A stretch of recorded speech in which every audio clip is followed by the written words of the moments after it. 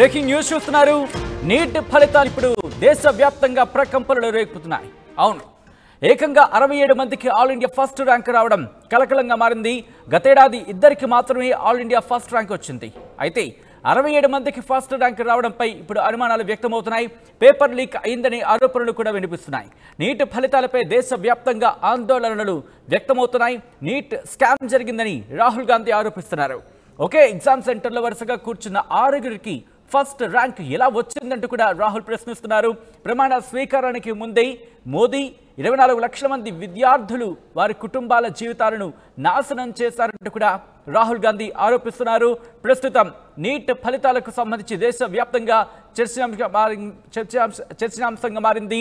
ప్రకంపనలు రేపుతున్నాయి నీట్ ఫలితాలు. ఏకంగా 67 మందికి ఆల్ ఇండియా ఫస్ట్ ర్యాంక్ రావడం ఇప్పుడు సంచలనంగా కాదు, ఏకంగా కలవరాన్ని గురి చేస్తోంది విద్యార్థులకి. అప్డేట్స్ తీసుకుందాం. మా ప్రతినిధి రామకృష్ణ అప్డేట్స్ అందించేందుకు లైవ్ లో సిద్ధంగా ఉన్నారు. రామకృష్ణ, ఓ పక్క నీట్ ప్రకంపనలు కొనసాగుతున్నాయనే చెప్పుకోవాలి. రాహుల్ గాంధీ అయితే తీవ్రమైన ఆరోపణలు గుప్పిస్తున్న పరిస్థితి. ఈ నేపథ్యంలో ఏం చేయబోతున్నారు నెక్స్ట్? ఇక వైద్య విద్యా కోర్సుల్లో ప్రవేశాల కోసం నిర్వహించిన నీట్ పరీక్షలో 67 మందికి ప్రథమ ర్యాంకు రావడంపై నిరసనల నేపథ్యంలో కేంద్ర విద్యాశాఖ కీలకమైన నిర్ణయం తీసుకుంది. ఈ పరీక్షల అవకతవకలు జరిగిన ఆరోపణలు నేపథ్యంలో యూపీఎస్సీ మాజీ చైర్మన్ ఆధ్వర్యంలో 4 సభ్యులతో కమిటీ వేయాలని నిర్ణయించుకున్నారు. ఎన్టీఏ డీజీ సుబోధ్ కుమార్ సింగ్ నిర్వహిస్తున్న ఈ కమిటీ వారం రోజుల్లో నివేదిక పేర్కొన్నారు. 1500 మందికి పైగా అభ్యర్థులు ఇచ్చిన గ్రేస్ మార్కుల్ని కమిటీ సమీక్షిస్తుందని, నివేదిక తర్వాత వారి ఫలితాలను ప్రకటించే అవకాశం ఉంటుందని చెప్పారు. ఇక గ్రేస్ మార్కులు ఇవ్వడం వల్ల పరీక్షా అర్హత ప్రమాణాలపై ఎలాంటి ప్రభావం ఉండబోతున్నారు సుబోధ్ కుమార్ సింగ్. మరి ఆ అభ్యర్థుల ఫలితాలను సమీక్షించడం ద్వారా అడ్మిషన్ ప్రక్రియపై ఎలాంటి ప్రభావం ఉండబోతుందని పేర్కొన్నారు. నీట్ పరీక్షల్లో అక్రమాలు జరిగిన ఆరోపణని సుబోధ్ కుమార్ ఖండించారు. పేపర్ లీక్ కాలేదని, అవకతవకలేమీ జరగలేదని, దేశవ్యాప్తంగా నిర్వహించిన ఈ పరీక్ష సమగ్రతకు ఎలాంటి భంగం వాటిల్లేదని స్పష్టం చేశారు. అయితే ఎన్సీఈఆర్టీ పాఠ్యపుస్తకాల మార్కులు పరీక్షా కేంద్రాల వద్ద సమయం కోల్పోవడం వల్ల ఇచ్చిన గ్రేస్ మార్కుల ఆధారంగా విద్యార్థులకు అధిక మార్కులు సాధించడానికి కారణమని వివరించారు.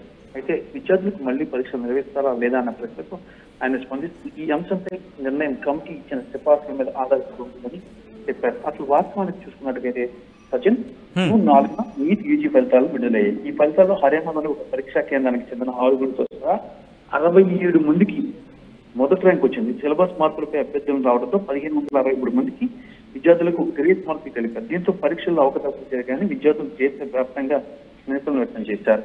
నీట్ పరీక్షలు జరిగిన అక్రమాలపై సుప్రీంకోర్టు పర్యవేక్షణలో విచారణ జరిపించాలని కాంగ్రెస్ పార్టీ జాతీయ అధ్యక్షుడు మల్లికార్జున ఖర్గే డిమాండ్ చేశారు. దీనిపై మోడీ ప్రభుత్వం బాధ్యత వహిస్తుందని అన్నారు. పేపర్ లీకేజీలతో లక్షల మందికి విద్యార్థుల భవిష్యత్తు ఆడుకుంటున్నారని విమర్శించారు. నీట్ పరీక్షల్లో తమ రాష్ట్రానికి చెందిన విద్యార్థులకు అన్యాయం చేశారని మహారాష్ట్ర ప్రభుత్వం పేర్కొంది. వెంటనే ఈ పరీక్షలు రద్దు చేయాలని, ఈ విషయంపై తమిళనాడు సీఎం ఎంకే స్టాలిన్ కూడా స్పందించారు. ఇది నిజానికి వ్యతిరేకమని, మరోవైపు నీట్ యూజీ పరీక్షల్లో జరిగిన అవకతవకలపై సుప్రీంకోర్టు పర్యవేక్షణలో సిట్స్ విచారణ జరిపించాలని ఆప్ డిమాండ్ చేస్తుందని, ఇది దేశ యువత పోషకులకు సంబంధించిన విషయమని పేర్కొన్నారు. Right Ramakrishna, thanks for update. మొత్తంగా అయితే మాత్రం నీట్ ఫలితాలు ఇక దేశవ్యాప్తంగా ప్రకంపనలు రేపుతున్నాయి. ఏకంగా 67 మందికి ఆల్ ఇండియా ఫస్ట్ ర్యాంక్ రావడం ఇప్పుడు సంచలనంగా మారింది. గతేడాది ఇద్దరికి మాత్రమే ఆల్ ఇండియా ఫస్ట్ ర్యాంక్ వచ్చింది. 67 మందికి ఫస్ట్ ర్యాంక్ రావడంపై ఇప్పుడు అనుమానాలు వ్యక్తమవుతున్నాయి. పేపర్ లీక్ అయిందనే ఆరోపణలు కూడా వినిపిస్తున్నాయి. నీట్ ఫలితాలపై దేశవ్యాప్తంగా ఆందోళనలు వ్యక్తమవుతున్నాయి.